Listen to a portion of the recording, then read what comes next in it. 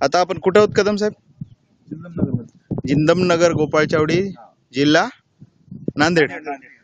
तुमचा हा 2 गुंठ्याचा प्लॉट आहे वांग्याचा. याची लागवड केव्हाची आहे? दीड महिना झाले. दीड महिन्यामध्ये तुम्ही याच्या पूर्वीचं वांग बघितल्या, एवढी वाढ वांग्याची झाली होती याच्या अगोदर? अर्ध्या फुटाची हाईट होती. हा हा.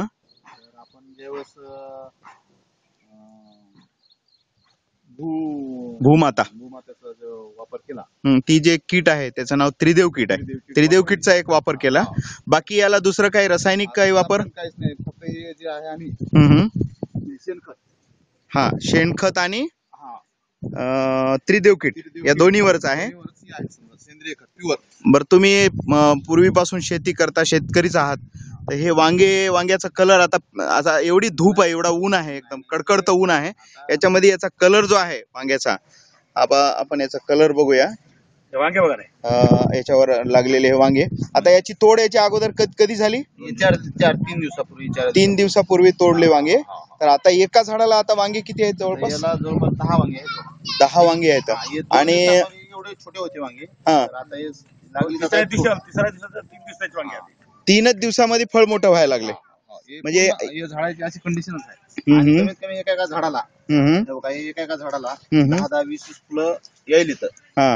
आणि हे वांगू. बरं, आता रासायनिक मारा नसल्यामुळं याला कीड जे आहे ना, ते रासायनिक याच्यावर कीड कंट्रोल होते असं शेतकऱ्याचं म्हणणं असते.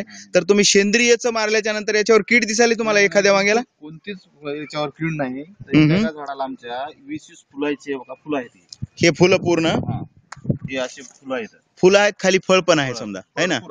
तर आता त्रिदेव किटचा विशेषता अशी असते की याच्यानं फांद्या, फूल आणि फळ या तिन्हीची भरमसाठ वाढ होते.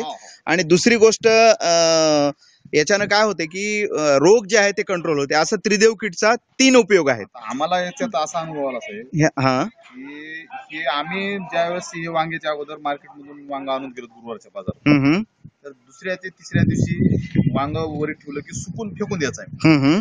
हे वांग तुम्ही तोडून 5 दिवस तसंच ठेवून द्यायचं. 5 दिवस सुकणार नाही. 5 दिवस तुम्ही भाजी करा, फ्रीज मध्ये ठेवायचं नाही, काहीच नाही. हे केवळ सेंद्रिय खताचा आणि त्रिदेव किटचा या भूमातीच्या औषधाचा आम्हाला परिणाम आढळून आलाय. वांग्याच्या टेस्ट मध्ये तुम्हाला काय वाटते? 100% त्या याच्यामध्ये ते वांग्याची चवच नाही त्या वांग्याला, आणि या वांग्याची 100% चव आहे. म्हणजे चव चांगली आली आणि उत्पन्नामध्ये खूप वाढ झाली आतापर्यंत. आता तुम्ही या 1.5 महिन्याच्या पिरियड मध्ये उत्पन्न किती झालं असेल या 2 गुंठ्यामध्ये? आम्ही या 1.5 महिन्यामध्ये एक 5-1 हजाराचं वांग विकलं समजा. म्हणजे याच्यामध्ये 5,000. आता शेवटपर्यंत तुम्हाला काय वाटतं याच्यातून? सुरुवात आहे आता. ते म्हणजे हाईट 1.5 फुटाची आहे. आता हे 1.5 महिन्यापूर्वी किंवा 2.5 महिन्यापूर्वी लावलेलं झाड आहे. आता हे किती दिवस चालते वांग? आता हे 6-7 महिने तर पुढे चालतो. 7 महिने. या 7 महिन्यामध्ये तुम्हाला काय वाटते या निघालेल्या ॲव्हरेज प्रमाणे उत्पन्न काय निघाल असं वाटते तुम्हाला? एक 5-50 हजाराचं उत्पन्न निघाल अशी तयारी आहे.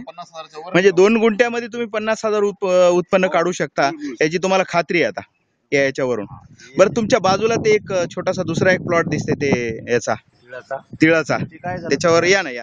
वापस इथं तिळाची झाडं निघाली. तर इथं सांगा. तिळाची झाडं जे निघाले याच्यासोबत आम्ही त्याला फवारणी केली. तिळाचे झाड हे तुम्ही लावलेले नाहीयेत, पडलेले झाड निघाले.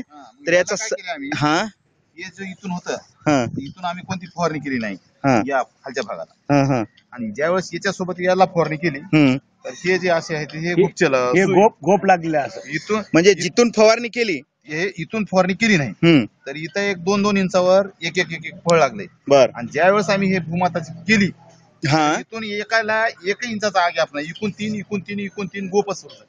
म्हणजे एवढी सर वाढली समजा त्याला. कोणत्याही वापरलं नाही तर 2-2 इंचाची 1.5 इंचाचा गॅप पडलाय.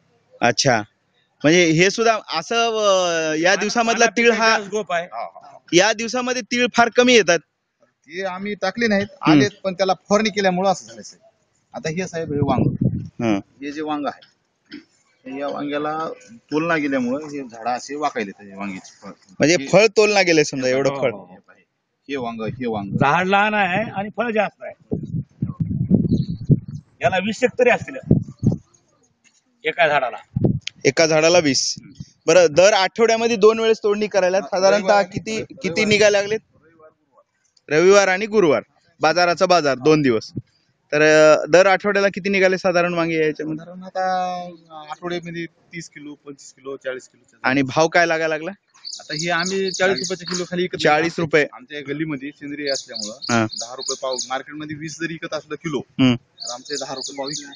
म्हणजे 40 रुपयाच्या भावानं तुम्ही विकायला लागल्या आणि 30 किलोच्या 4 त्रिकम 12 म्हणजे 1000-1200 रुपये तुमचे हा, हा. आठवड्यामध्ये 2 वेळेस म्हणजे 12-2-24 म्हणजे 2,500 रुपये तुमचं दर आठवड्याचं इन्कम चालू झालंय.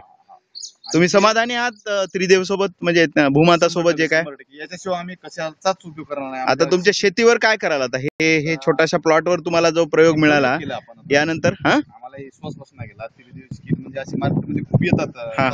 हा. पण हा एक किट आणून वापरून बघा भाऊ म्हणजे वापरले. आता त्याच्यामुळे इथून पुढे शेतामध्ये आम्ही तेच करणार. बर. सोयाबीन असेल, कापूस असेल. शेतकऱ्यांना काय आव्हान करसाल तुम्ही यापुढे? शेतकऱ्यांनी सुद्धा वापरावा असं तुमचं म्हणणं आहे का त्यांचं? 100% वापर. बरं, भूमाता सांगते की 20% खर्चात कमी आणि 40% उत्पन्नात वाढ, हे जे भूमाताचं ब्रीद वाक्य आहे ते सत्य झालंय असं वाटतंय का तुम्हाला इथे? 100%. 100% सत्य आहे. म्हणजे शेतकऱ्याचा अवरेज मध्ये फायदा 50% होऊ शकतो भूमाता सोबत राहिल्याच्या नंतर. भूमाता सोबत 50% फायदा जरी नाही झाला, 20% जरी फायदा झाला, तर ज्या माणसाला रासायनिक खत टाकून शरीरामध्ये जे तुम्ही विष हा. सावरल्या, हम्म. तर त्याचं एक तर जतन होईल, मातीचं जतन होईल, मातीची पोत सुधरेल. बरोबर आहे.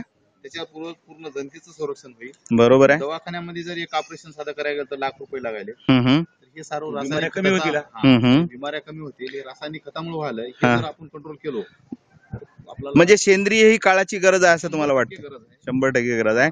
याची छोटीशी सुरुवात नांदेड पासून सुरुवात करण्यात आली आणि हा छोटासा प्लॉट आपण प्रयोग म्हणून घेतलेला आहे. तर यावरचे आपण रिझल्ट